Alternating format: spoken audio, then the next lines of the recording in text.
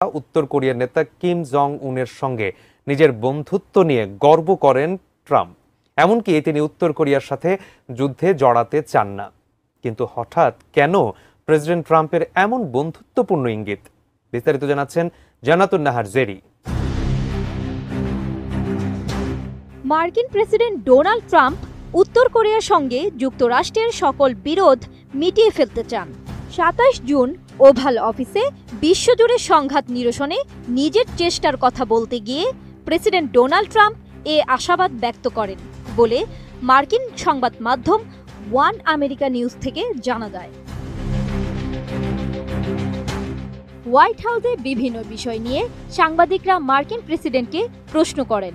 উত্তর কোরিয়ার শীর্ষ নেতা কিম জং উনকে কোনো চিঠি লিখেছেন কিনা এমন প্রশ্নের জবাবে মার্কিন প্রেসিডেন্ট ডোনাল্ড ট্রাম্প সরাসরি কোনো কিছু বলেননি। তার বদলে বলেছেন কিম জং উনের সঙ্গে তার ভালো সম্পর্ক ছিল, বোঝাপড়া ছিল দারুণ, দেখা যাক কি হয় ভবিষ্যতে। উত্তর কোরিয়ার সাথে বৈরিপূর্ণ সম্পর্ক নিয়ে ট্রাম্প আরও জানায়, যদি কোনো সংঘাত হয় উত্তর কোরিয়ার নেতা কিম জং উনের সঙ্গে খুব ভালোভাবে মানিয়ে নেবেন তিনি। দুই দেশের মধ্যে কোনো সংঘাতের সম্ভাবনা থাকলে তার সমাধান করবেন তারা। প্রেসিডেন্ট ট্রাম্প কিম জং উনের সঙ্গে তার বন্ধুত্বপূর্ণ সম্পর্কের কথা জানান। যদি সংঘাত হয় তবে তাতে যুক্তরাষ্ট্র ও উত্তর কোরিয়া জড়িত হবে না। টানা সপ্তমবারের মতো বেস্ট উত্তর কোরিয়া ভিত্তিক ওয়েবসাইট এনকে নিউজ জানায়, কিমকে লেখা ট্রাম্পের একটি চিঠি গ্রহণে নিউ ইয়র্কে অবস্থিত জাতিসংঘের উত্তর কোরীয় প্রতিনিধিরা বারবারই আপত্তি জানিয়েছেন।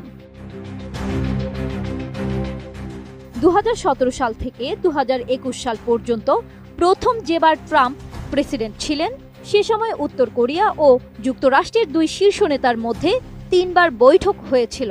ট্রাম্প ও কিমের মধ্যে সে সময় একাধিক চিঠিও আদান প্রদান হয়েছে, যেগুলোকে ট্রাম্প চমৎকার বলে অভিহিত করেছিলেন।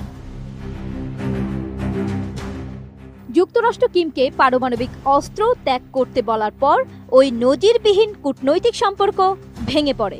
দ্বিতীয় মেয়াদে প্রেসিডেন্ট হওয়ার পর ট্রাম্প উত্তর কোরিয়াকে পারমাণবিক শক্তি হিসেবে স্বীকার করে নিয়েছেন।